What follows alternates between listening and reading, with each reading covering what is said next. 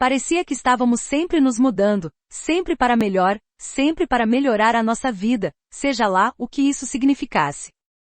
Eu não suportava mais aquela montanha-russa emocional.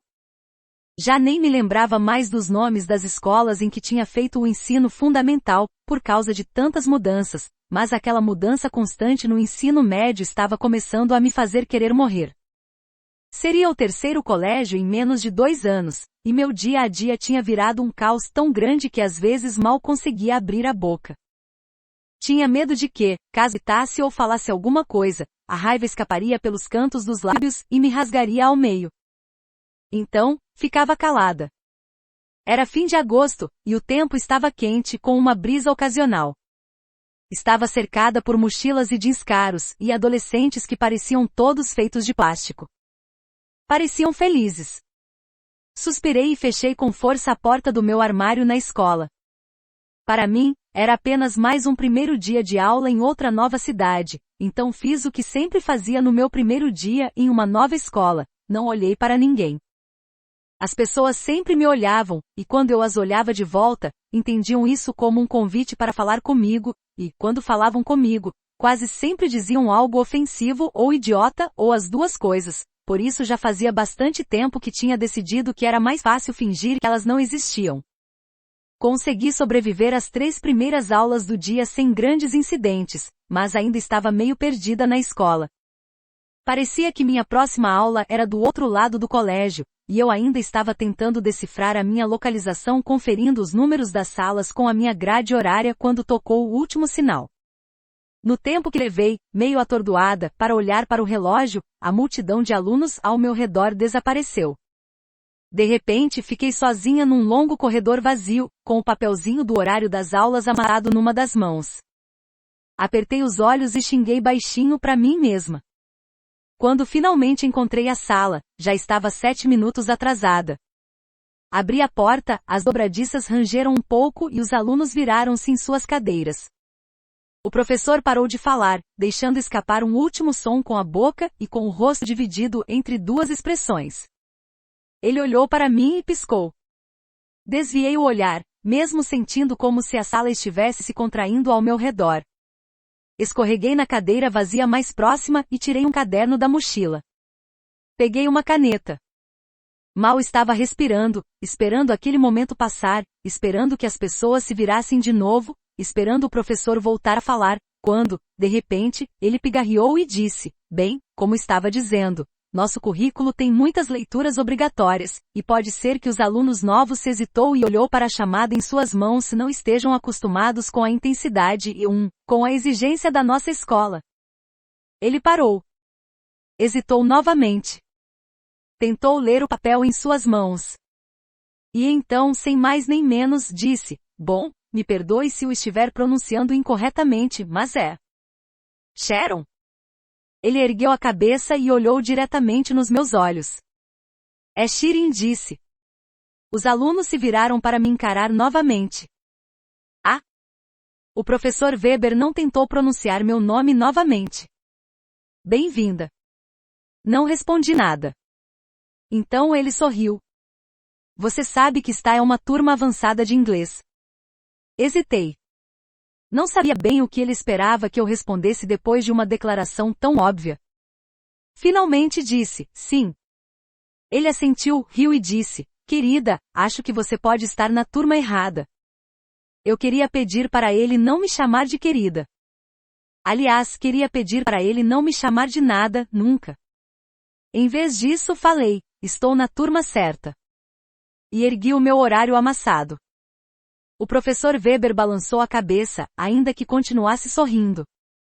Não se preocupe, a culpa não é sua. Às vezes isso acontece com alunos novos. Mas a secretaria fica logo ali, tô na turma certa, tá? Falei com mais agressividade do que pretendia. Estou na turma certa. Aquilo sempre acontecia comigo. Não adiantava falar inglês sem sotaque estrangeiro. Não adiantava repetir 1000 vezes que eu tinha nascido ali, nos Estados Unidos, que o inglês era a minha língua nativa, que os meus primos no Irã zombavam do meu parse medíocre carregado de sotaque americano, nada disso adiantava. Todos presumiam que eu acabara de chegar de uma terra desconhecida. O sorriso do professor Weber foi desaparecendo. Disse. Ok. Os adolescentes à minha volta caíram na risada, e eu senti o meu rosto queimar.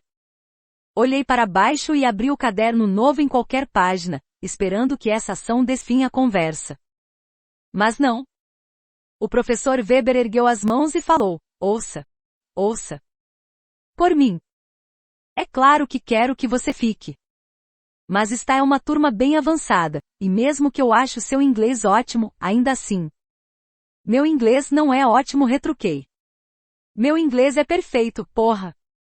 Passei o resto da aula na diretoria. Ouvi um sermão sobre o tipo de comportamento que era esperado dos alunos naquela escola, e fui avisada de que, se fosse agir de maneira deliberadamente hostil ou pouco cooperativa, talvez aquele não fosse o lugar certo para mim. E ganhei uma suspensão por usar linguagem vulgar na sala de aula.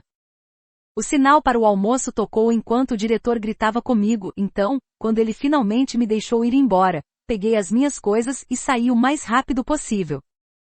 Não estava com pressa para ir a nenhum lugar, só queria ficar longe das pessoas. Tinha mais 2 aulas depois do almoço, mas não tinha certeza se minha cabeça aguentaria.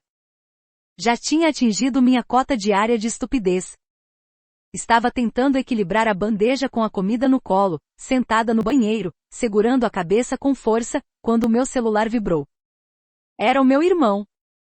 Que tá fazendo? Almoçando, mentira. Tá escondida onde?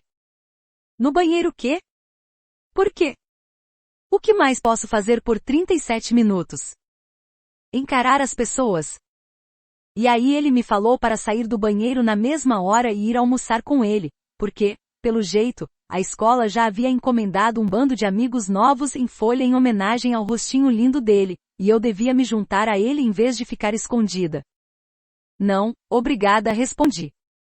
Joguei meu almoço na lixeira e fiquei na biblioteca até ouvir o sinal. Meu irmão é 2 anos mais velho que eu, quase sempre frequentamos a mesma escola juntos. Mas ele não odiava se mudar como eu, nem sempre sofria quando chegávamos a uma nova cidade. Havia 2 grandes diferenças entre nós dois. A primeira é que ele era extremamente bonito e a segunda é que ele não andava pelos lugares usando um neon metafórico pregado na testa com os dizeres: não estou brincando. As garotas faziam fila para mostrar a escola para ele. Ele era o novo bonitão do pedaço. O garoto interessante com um passado e um nome interessantes. O garoto atraente e exótico que todas aquelas meninas bonitinhas usariam para satisfazer seu desejo de experimentar coisas novas e de se rebelar contra os pais.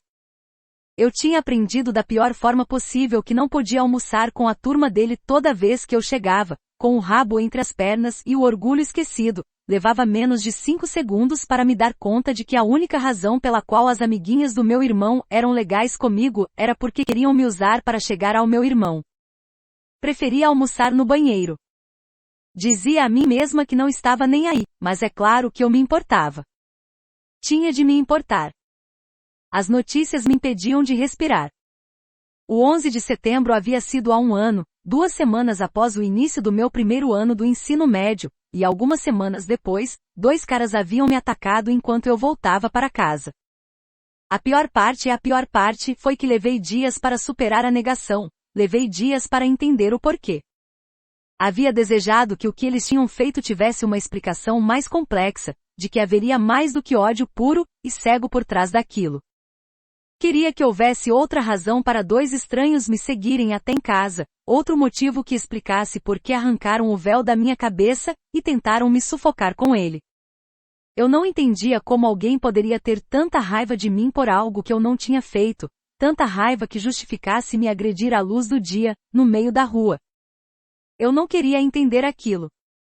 Mas era assim, minhas expectativas não eram altas quando nos mudamos para cá, mas, ainda assim, lamentei quando percebi que a escola não parecia melhor do que a última.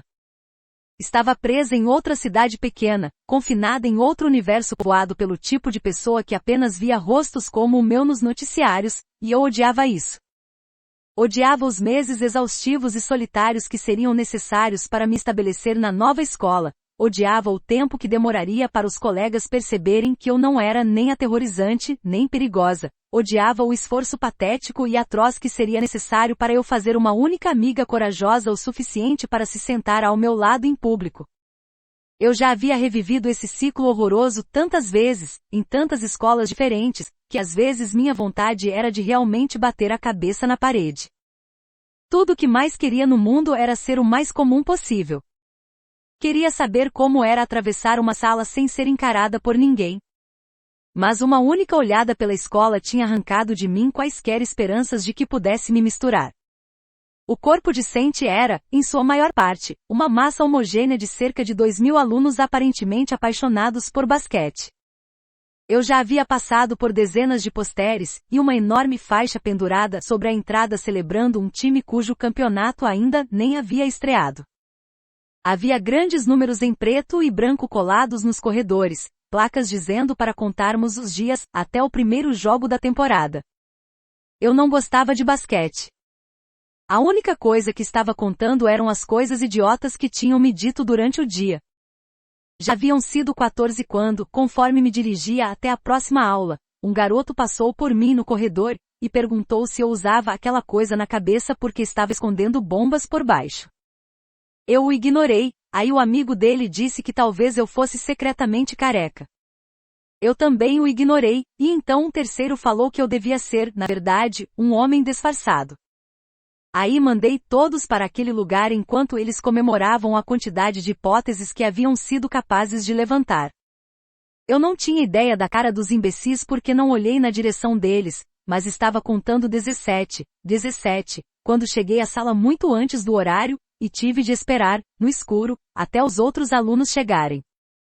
Aquelas injeções regulares de veneno administradas por estranhos eram, definitivamente, o pior lado de usar um véu.